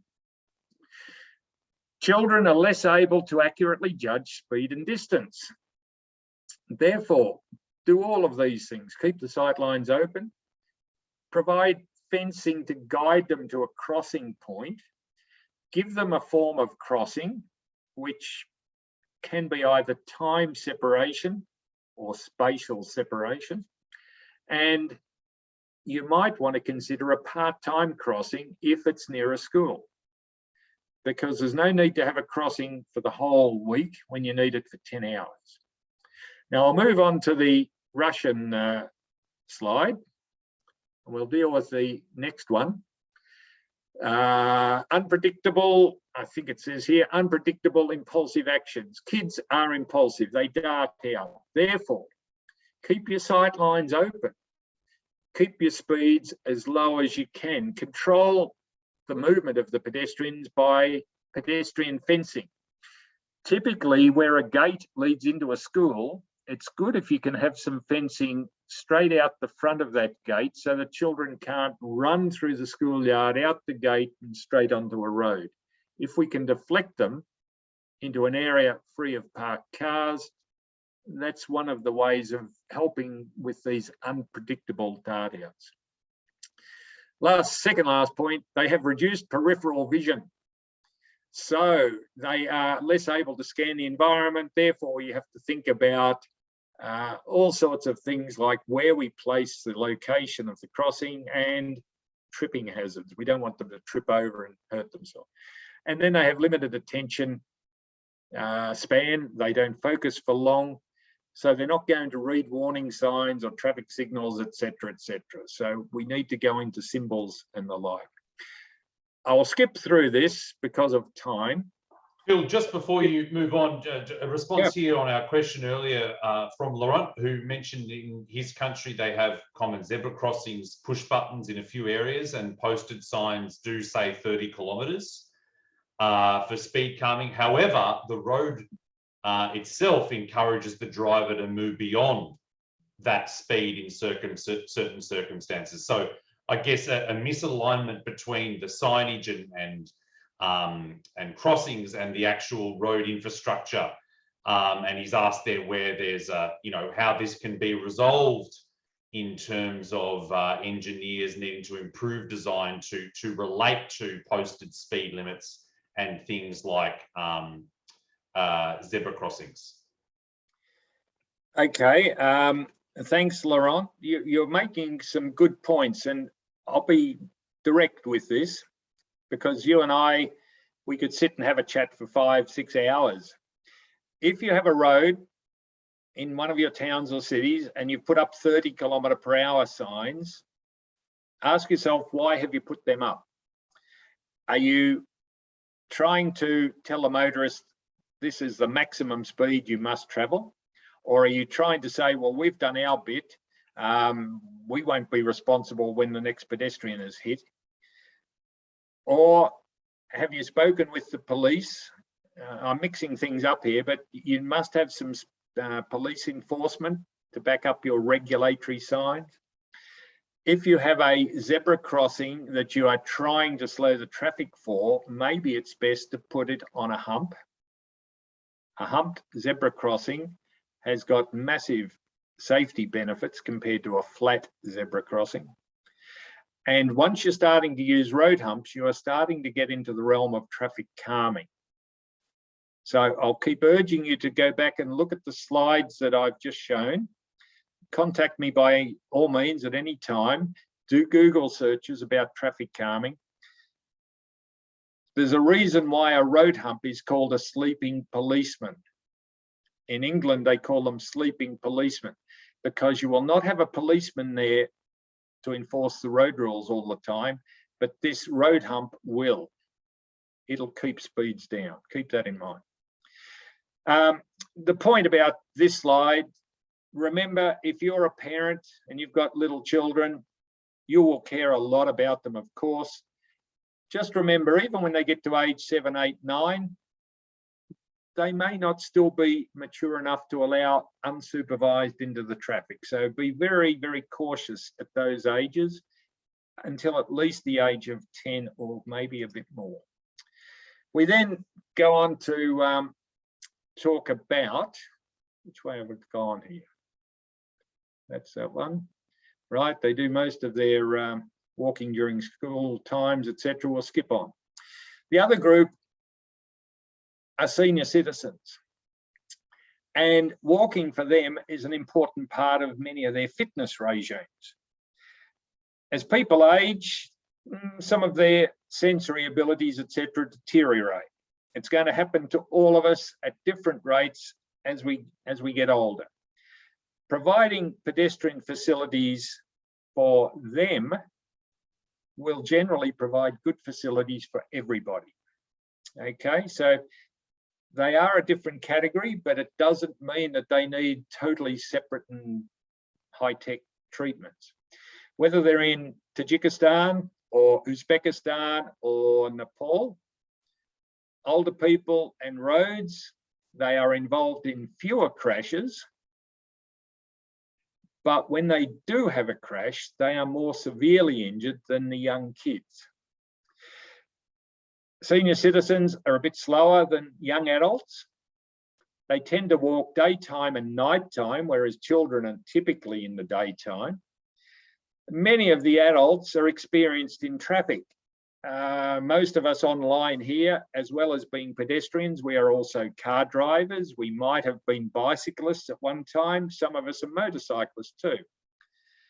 And most seniors are reasonably fit and active. So they're slightly different to the others. And in the CAREC manual, we talk about the fact that they have reduced joint motion. They may have some eyesight issues. They might be less agile and less stable on their feet. And for all of these reasons, and I'll flip to the Russian in a moment, we need to think very carefully about the type of crossing we provide, and in particular, the clearance time. Please remember this term, clearance time, because my experience in CAREC is that the clearance time provided for pedestrians at your signals is almost non-existent. And that is a crucial safety point to remember. Curb extensions are wonderful for them. Make sure you don't have tripping hazards, please. That's the last thing we want. People to trip over at an advanced age, break a leg, or probably break a hip. It seems that once that happens, the person is on a downward spiral of health problems. So there's lots of issues to do with gradients and handrails, etc. I'll let you read about that in the CAREC manual. But flipping to the bottom part of that same slide, which is table 2 out of the manual, characteristics for senior pedestrians. Seniors tend to be more concerned about personal safety. So if they're walking at night time, they welcome better lighting, and they like to be separated from the cars and transport. They have slower reflexes, and therefore they like the idea of crossings of busy roads that give them time separation. They tend to have reduced stamina, so the older you get, you won't go on 20 kilometre long walks. You might go on 5 kilometre walks, coming down to 3 kilometres, down to 2 kilometres. And so providing resting places and nice areas of shade and seats, etc., is a factor in urban design. Now, I found this photograph. I remember taking this in Ulaanbaatar. It was frozen, bitterly cold. There wasn't much snow around, but I tried to imagine this when there was snow on the ground. This is one enormous tripping hazard. So just keep in mind, we need to make sure, stating the obvious, I know, that the footpaths are smooth. Wide and smooth and flat and straight. Having curb ramps, they help pedestrians of all categories. Street lighting helps everyone. Non-slip paving helps everyone. Curb extensions help everyone. The ramps are essential. They're also essential for the disabled. Making sure that we cover the drains so people don't have to be an Olympic athlete to jump across the open drains that are in so many CAREC cities.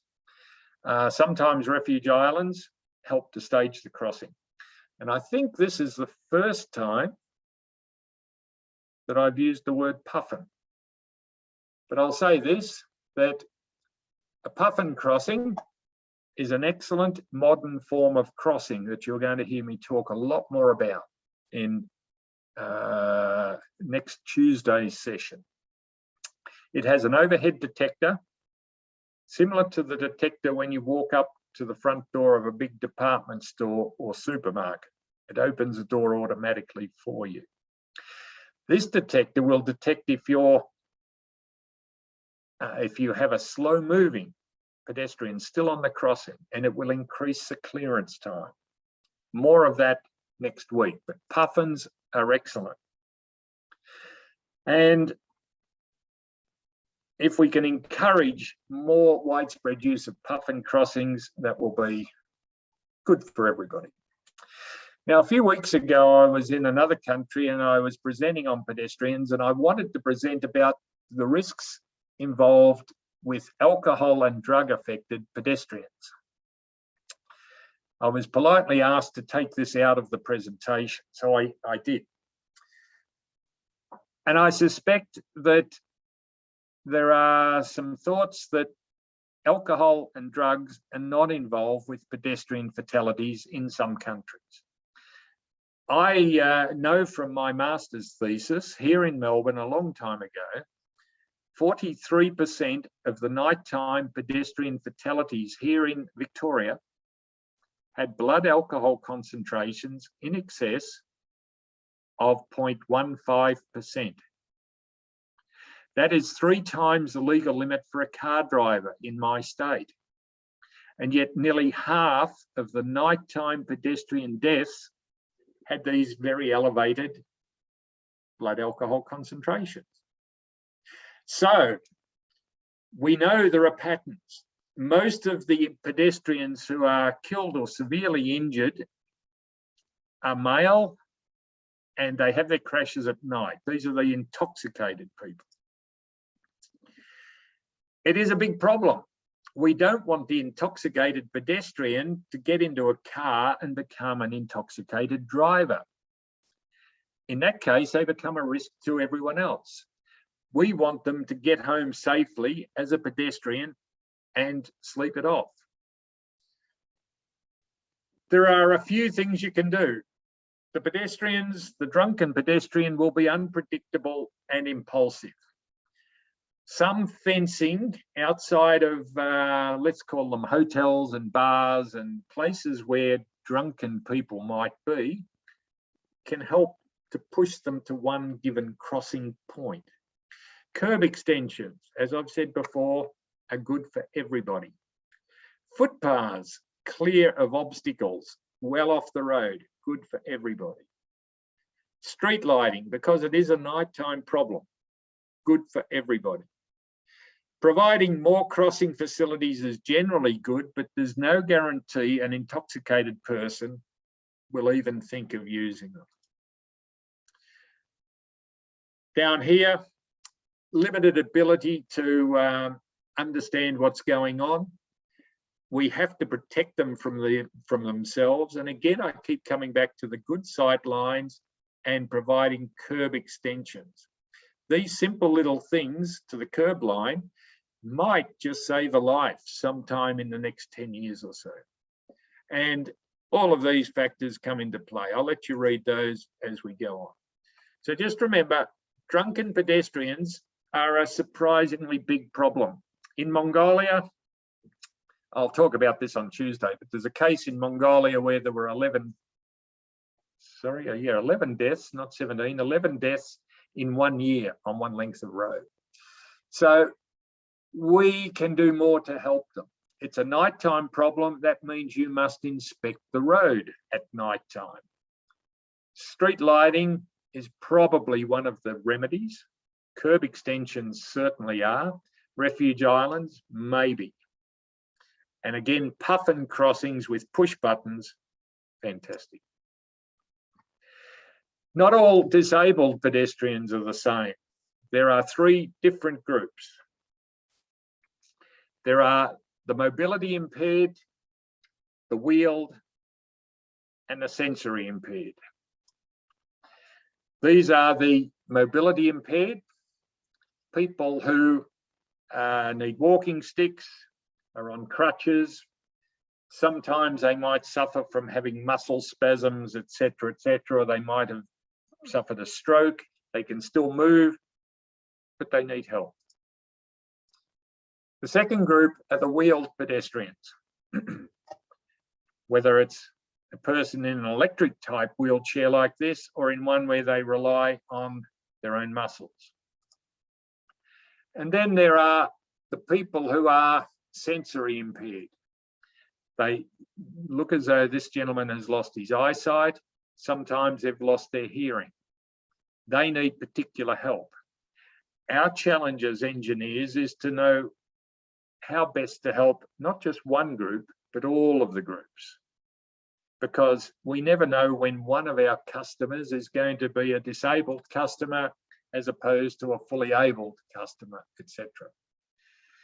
Now, I wish I had 5 more minutes here, Blaze, but here's a little case study. It's in the manual, it's in the guide. So I'll walk you through it. After all that I've said here in this presentation, we have a situation where we have a zebra crossing across a CAREC highway. It's outside a school. Sometimes the traffic travels a little bit too fast. There are no reported crashes, but the parents are very concerned about speeds of traffic and people failing to give way. What are you going to recommend? I'll show you just 2 photographs. This boy is obviously helping his classmates to cross, and this lady is over to the left. I'll go back to her. She's there, and the boy is standing here somewhere. Who wants to put in the chat box what they would do? You've heard me talk about puffin crossings, but we've not got into them. You've heard me talk curb extensions, refuge islands. You've heard me try to dissuade you from overpasses, but there are cases.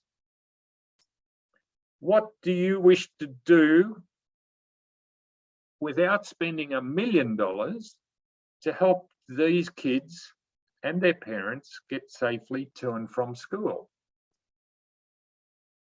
Are there any answers coming in there, Blaze? Yes, so have a first one here through from Shiva Nandish, who is mentioning here to have some speed table or flat top speed humps as one of the examples.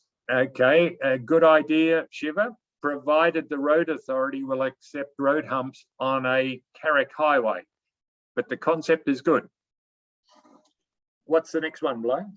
Phil, just as they're coming in, Phil, are you saying that in some instances authorities may not allow that type of intervention? Sadly, I have to say this, that too often the road authorities, not just in CAREC, but perhaps more strongly in CAREC than other parts, they will not allow traffic calming on major highways. Let's call them national highways. And the belief is that these national highways are built for the transport of goods and people, and everything else is secondary to that. Now, if others have got comments where they wish to agree or disagree, please put them in the chat. But I have been so far unsuccessful, despite many recommendations for road humps in probably 4 or 5 of the CAREC countries so far. Just with the translation, Phil, I might suggest you move on, and I'll interrupt you back with other responses that come through. Okay. And then I'll let you know. So please go ahead, just to allow people a bit more time to put in their answers. Thanks, Phil. Well, here were the clues that I was going to give you. Do you want to improve the zebra? Paint it, put it on a hump, as Shiva said, and I'll introduce Wally the Wombat for you, Shiva. I'll do that as a special deal for Tuesday. Does anyone want an overpass? What about paving the shoulder and covering the drain? Do we need fencing to funnel people to the crossing? Is there too many vehicles that we have to force our way into the traffic? Do we want time separation? to cause the traffic to stop, i.e. pedestrian operated signals? Or do you have some other wonderful new and novel idea that perhaps we haven't heard of in Australia or in other parts of the world? Do you want to say, do nothing? It's not worth worrying about. I hope not, but maybe. Here's what I recommended. And just remember, Phil Jordan is not always right. One thing I've learned is that there are different ways of treating problem sites. But I recommended paving the shoulders of the road all the way out to the drains, constructing curb extensions at the crossing to make the crossing distance shorter. I would put the zebra crossing on a road hump. Was that Shiver, I think, who said that? Well done. Put up the necessary signs and line marking, maybe put one street light overhead, depending. I've not seen the site at night. I've seen it in daytime, but not nighttime. Try to cover the drain so that adults and children don't have to jump it to get to the crossing, and make sure the footpath leading to the crossing is good. And at some time, review the speed limit in the town. If you're putting the crossing on a hump, that will typically bring speeds down to around 40 anyway. So maybe a couple of other humps and you can have a traffic calmed town. Something like Phil, that. Sorry, Phil, just another example here would be signs showing the school times to alert drivers as to those particular times would be another suggestion here. And Ramazi has mentioned that in Georgia, there are many good crossings, but crashes do still occur. So again, coming back to that balance between engineering and driver behaviour. Yes, yes, absolutely. They are all very useful comments. Sadly, as much as I talk up one thing or another thing, we will not save 100% of the crashes until we get total driver compliance, total pedestrian compliance, safer vehicles, a whole raft of things.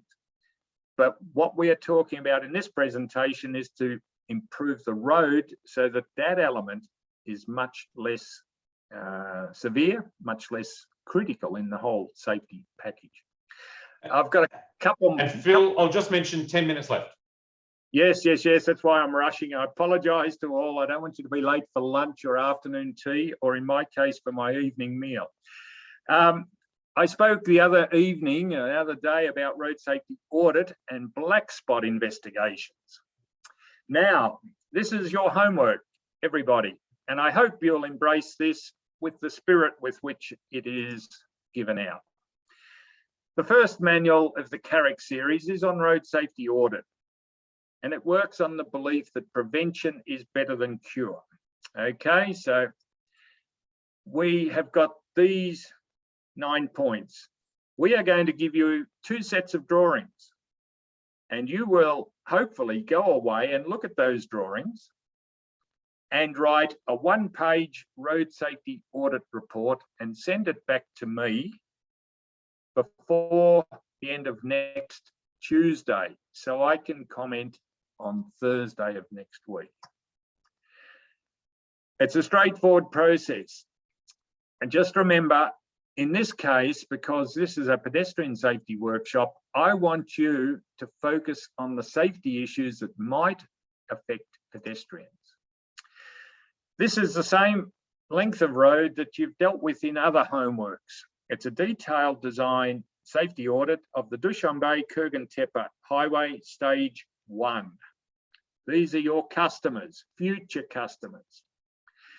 You all know where Tajikistan is. Dushanbe-Kurgan-Tepe is a... Uh-oh. Are you there, Blaze? Yes, I'm here. I've lost my screen. Okay, that's all right. I'll just let you know that currently on this, what I can do is actually share my screen if you like. So if you just wouldn't mind, can you go to slide 132? Yes, I can. If you just stop sharing yours for a moment, I will now. Yeah, I'll just need you to stop sharing yours for a moment. I can't do that without switching my computer off. I'm sorry. Just at the bottom of your Zoom application. No, I've got a black screen. My computer does this about once every 6 weeks, and I'm sorry. Okay, that's all I'll right. switch off and come back. This will just make us 2 minutes later. I'm sorry. Okay, yep, we'll just let you go for a moment and come back in, and I'll get those slides ready. So apologies, everyone. Just obviously Phil having a few technical issues there. I'm now sharing my slides so that he has them ready to go.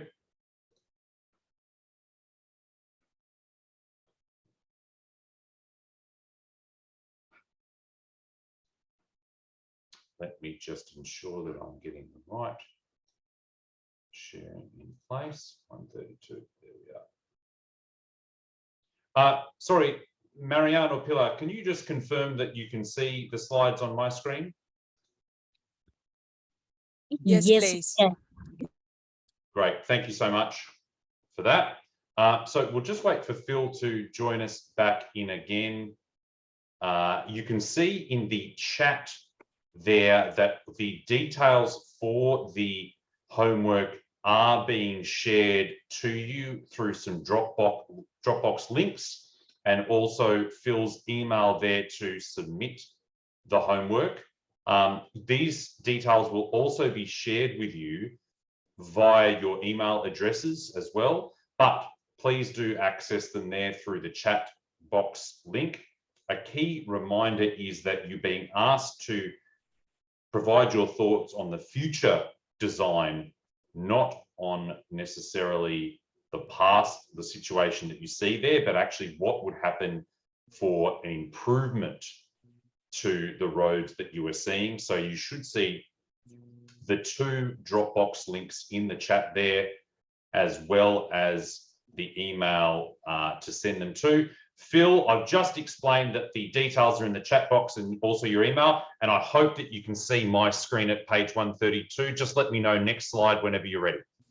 Next slide, thanks, Blaise, and thank you for that. My apologies. This is an ADB funded project.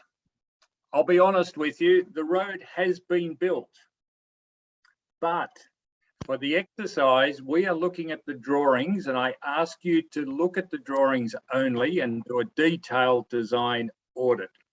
It's not possible to do a site visit because it's in for most of us, a foreign country. The pandemic has messed that up. Next, thanks, please. So there are lots of drawings.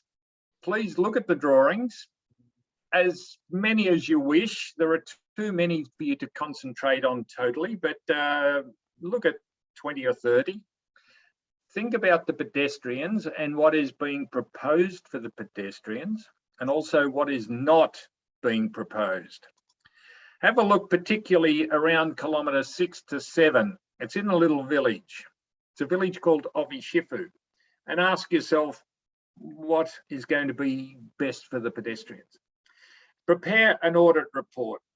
You prepare as much as you like, but if you give me one clear page with several safety concerns and recommendations on it by next Tuesday, I'll be very happy. Thanks, Blaise. Next one. The drawings will look a little bit like that. There's more than 100 drawings, but just pick the ones you are comfortable with. It's a lot of drawings, but it's still not enough to do a full-blown audit. You need all sorts of other plan and profiles, etc. Thanks, Blaise. That is a copy of one of my audit reports from here in Melbourne. I only put it in so that you can think about stating where the problem is, in these cases they are general, what the problem is, a cut and paste of a drawing or a photograph of the site, and a very clear recommendation. I see these as being medium risk. This one is a low risk, but you might like to use something similar for your report. Thanks, Blaise. Right, the next 7 or 8 photos are a drive-through. This is your inspection.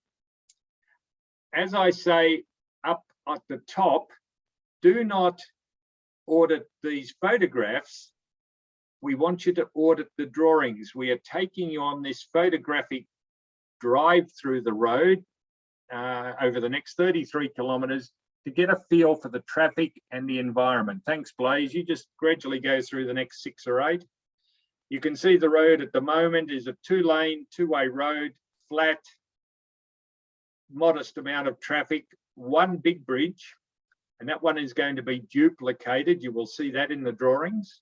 This is early on out of Dushanbe. This is the village of Ovi Shifu, near kilometre 6.5. Thanks, Blaze. In Ovi Shifu, there are many pedestrians of all ages. There is a very large school, which I was told has 1,100 students at the school, mind-boggling numbers. And as any village, it has its age group from young to old. Thanks, Blaze.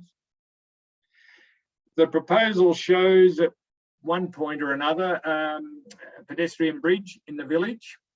So think about that pedestrian bridge, count the number of steps, etc., etc. Look at the design. Think of, if you like it, fine. If you don't like it, what will you recommend that's better? Thanks, boys. Along the road, there are always people walking, in this case, kids. And sometimes there is a police officer doing some enforcement duties. There are people waiting for minibuses. This is coming into one interchange. Thanks, Blaze. This is the interchange. It's a very old interchange and it's being rebuilt. Okay, the interchange is perhaps not so much interest to us, but I want you to know that there is one there. Thanks, Blaze. And further on, the road becomes more rural. It moves from flat terrain into, even beyond rolling, it moves into hill terrain. There are some big cuttings. Thanks, Blaze. And it rolls down through what I consider very beautiful parts of Tajikistan with vineyards, etc. Further south, heading towards another town, Obikik and Uali, and further on 50 kilometres down to Kurgantepe. This is the end of the phase 1. That's an old bridge which is to be replaced. Thanks, Blaze. So remember, we are focusing mainly on pedestrians walking along the road and crossing the road and whether the designs help them. I look forward to seeing your reports. I've been a little bit cheeky. I took a screenshot from Street View of the bridge. This is in Ovi Shifu. And I put this in to tell you the road has been built, but we are looking at the design. So put your mind back about 3 years. Use the photographs as your site inspection. Provide a one-page audit report, and I'm very interested to see what you come up with. Thanks, Blaze.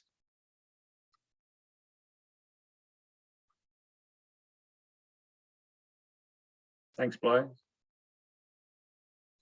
So I'm now having some issues clicking forward. So just bear with me. You ease my embarrassment a little bit, Blaze. That's good. There we go.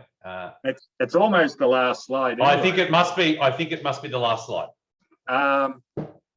Yeah, that's close enough. There's one more there. It says all the same stuff. So I believe Mariana's just uploaded the presentation into the drive, and I think the drawings will be there too, if that can be confirmed. But thank you, everybody. We've finished almost on time. I hope you've enjoyed it, and come back on Tuesday because we're going to go into more details about individual crossings, zebra crossings, puffin crossings, push button signals, intersection signals. It's been great having you with us. Look forward to next week and your audit reports. Thanks, guys. Thanks so much, Phil, and thank you to everyone for your active participation today and also for your patience as we had just a couple of small technical issues there. So I just wanted to recap very briefly the detailed guidance that was given there about your homework assignment, which as we mentioned, is a critical part of your completion of this workshop. In the chat box, you should have been seeing two links there to the Dropbox links for the drawings. Again, these are the drawings that you will audit in your homework. The pictures are there as a guide, but it's the actual drawings that you will need to audit as per Phil's instructions. And you may also then like to look at the slides from this presentation, which again have been shared in the chat, particularly at the end where there's all of that guidance there, and indeed the template that Phil shared, which I think would be a very good one to use. So of course you can do something yourself, but we do encourage you definitely to do this. Again, it's a critical part of this workshop, but hopefully it would not take you too much time because it really should just be one page. A critical thing to mention again is that you'll need to email this to the email provided in the chat, and it will also be shared to you via email by close of business on the 21st of June, which is Tuesday, so that Phil has time to review before we get to his feedback the following Thursday. I'm about to talk about next week, but let me just give over to Phil briefly. Thanks, Blaise. I'm not sure if I made the point. Some people will be more comfortable writing in Russian. If you can send me your report in Russian in a Word document, I can translate it with Google Translate and get the message. So Word in Russian is fine. Thank you. That's a very important note to make. So I'm just also putting this into the chat that homework is accepted in Russian language in Word. as well. In Word. In a Microsoft Word. Not PDF. Document. Okay, great. Thanks for that, Phil. So again, Tuesday, 21st of June for the homework assignment. Tuesday, 21st of June is also our next module, which will be focusing on safer pedestrian facilities, and will cover a lot of the content that is held in chapters 5 and 6 of the Pedestrian Safety Manual. So we've talked a lot today about the planning for facilities, and now we will talk more about the facilities themselves. We will also get information during that session on our next small homework assignment, which will also be there. So we'll be back the same time, 1500, 3 p.m, Tuesday, 21st of June for safer pedestrian facilities. And then on Thursday, 23rd of June next week, again, same time, 1500, 3 p.m, Manila time. We will have sessions on safe pedestrians, but looking at non-engineering interventions, which will include presentations looking at enforcement, community engagement, and also assisting persons with disabilities on the road. So next week, again, Tuesday and Thursday, with much more content and of course the feedback for your homework assignment that you now have the details, and again, you will get more details via email. So with that, apologies for going a few minutes over time, but we do hope you've enjoyed today's session. A big thanks for all of your engagement through the chat function. We look forward to seeing you back here on Tuesday. Until then, have a wonderful day or an evening and weekend, and we'll see you on Tuesday. Thanks so much.